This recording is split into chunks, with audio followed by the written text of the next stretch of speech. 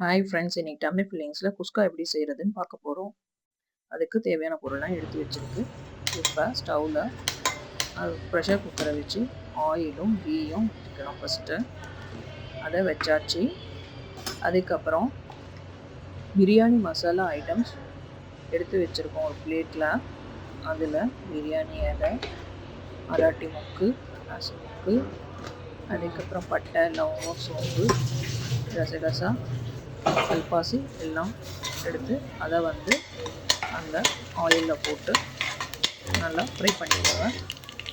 Fry பண்ண வாட்டி நான் 2 ஆனியன்ஸ் எடுத்து வச்சுருக்கேன். அதை ஸ்லைஸ் பண்ணி வச்சுருக்கேன்.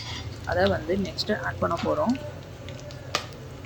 ஆனியன்ஸ் நல்லா ஆட் பண்ணிவிட்டு அது நல்லா கோல்டன் ப்ரௌன் கலர் ஆன வரைக்கும் நல்லா ஃப்ரை பண்ணி கொடுப்போம். இப்போ ஆனியன்ஸ் நான் ஆட் பண்ணிட்டேன். அதுக்கப்புறம் அது நல்லா கலந்து கொடுங்க. கலந்து கொடுத்து அது கோல்டன் ப்ரௌன் ஆகிற வரைக்கும் வெயிட் பண்ணுங்கள்.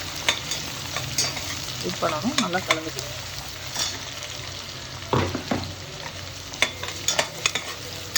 நல்லா கிளறிக்கிட்டே இருங்க.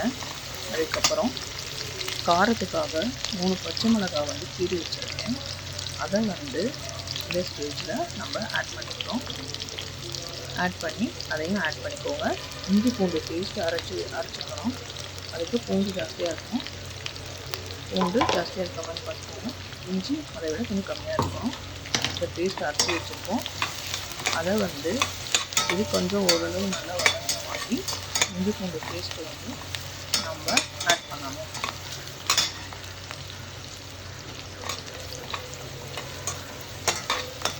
அது வரைக்கும் இது நல்லா கலருங்க.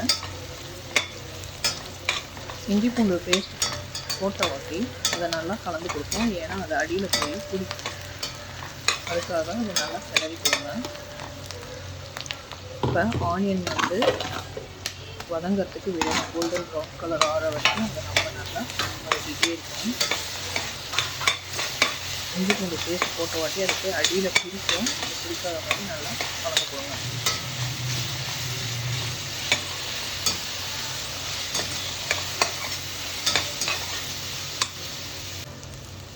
நெக்ஸ்ட்டு ஒரு ஸ்பூன் கல்லுப்பு பெரிய ஸ்பூனில் ஆட் பண்ணுறேன். ஆட் பண்ணி அதையும் நல்லா மிக்ஸ் பண்ணிக்கோங்க.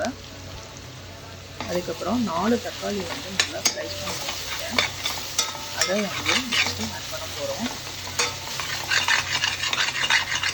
ஓரளவு இப்போ வணங்கிடுச்சு. இப்போ தக்காளி ஆட் பண்ண கரெக்டான ஸ்டேஜுக்கு இப்போ அந்த தக்காளியை ஆட் பண்ணிக்கலாம். இந்த தக்காளி ஆட் பண்ணி இதுவும் நல்லா வதங்கணும். இது நல்லா மிக்ஸ் ஆகி அப்படியே பேஸ்ட் மாதிரி ஆகும். அது வரைக்கும் இந்த தக்காளியை நல்லா வதக்கணும். தக்காளி வதங்கினாலும் நல்லாயிருக்கும். குஸ்காவை பொறுத்த வரைக்கும் நீங்கள் எவ்வளோ புதினாவும் மல்லித்தலையும் போடுறீங்களோ அந்தளவுக்கு டேஸ்ட்டாக இருக்கும்.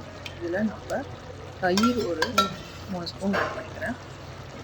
ஆட் பண்ணிவிட்டு நெக்ஸ்ட்டு புதினா தலையை உரித்து வச்சுருக்கேன். அதை ஒரு 3 வெட்டி ஆட் பண்ண போகிறேன்.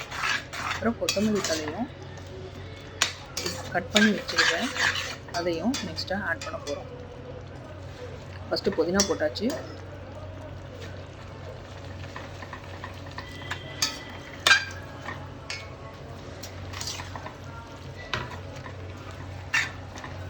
நெக்ஸ்ட்டு கொத்தமல்லி தலை அதையும் ஆட் பண்ணி நல்லா மிக்ஸ் பண்ணிக்கோங்க.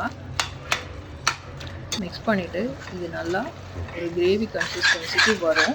இந்த கிரேவி கன்சிஸ்டன்சி வந்த வாட்டி நம்ம இதில் 1 by 1 அந்த பவுடர்ஸ் எல்லாம் ஆட் பண்ணிக்கலாம். ஃபஸ்ட்டு மஞ்சத்தூள் கொஞ்சம், தனி மிளகாத்தூள் கொஞ்சம், அப்புறம் நான் வீட்டில் அரைக்க குழம்பு மிக்ஸ் வச்சுருக்கேன். அதையும் ஆட் பண்ணிக்கிறோம் வித்தவுட் சில்லி. அதுக்கப்புறம் பிரியாணி மசாலா கொஞ்சம் ஆட் பண்ணிக்கலாம். ஆட் பண்ணி இதை நல்லா மிக்ஸ் பண்ணிக்கோங்க.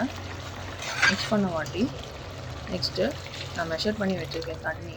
நான் 2 glasses ஆஃப் ரைஸ் எடுத்திருக்கேன். அதுக்கு 2 glasesனால் 4 glasses தண்ணி ஊற்றணும். அதை ஊற்றி அதை நல்லா கலந்து கொடுத்துக்கோங்க. அதுக்கப்புறம் கொஞ்சமாக அதில் லெமன் புழிஞ்சிக்கிறோம். அதுக்கப்புறம் ரைஸ் ஆட் பண்ணுறோம். ரைஸ் ஏற்கனவே 1/2 hour ஊற வச்சு அதை வடித்து வச்சுருக்கோம். அந்த ரைஸை இப்போ நம்ம ஆட் பண்ணியாச்சு. இந்த ஸ்டேஜில் நெக்ஸ்ட்டு நம்ம கொஞ்சமாக அதில் நெய் விட்டு அதுக்கு மேலே புதினா தலையை போட்டு கார்னிஷ் பண்ணி இப்போ நம்ம அந்த ப்ரெஷர் குக்கரை மூடிட போகிறோம். புதினா தலை போட்டாச்சு, கீயும் போட்டாச்சு. இப்போ இந்த ஸ்டேஜில் நம்ம நல்லா இந்த குக்கரை மூடி அது ப்ரெஷர் ரிலீஸ் ஆகிறப்ப வெயிட்டை போட்டு 2 விசில்ஸ் வெயிட் பண்ணணும். இப்போ நான் குக்கரை மூடிட்டேன். விசில் ஆவி வருது, விசில் போட்டாச்சு. 2 விசிலுக்கு வெயிட் பண்ணாச்சு. அதை ஆற வச்சு அதுக்கப்புறம் அதை வந்து நம்ம இப்போ சர்வ் பண்ணுறோம்.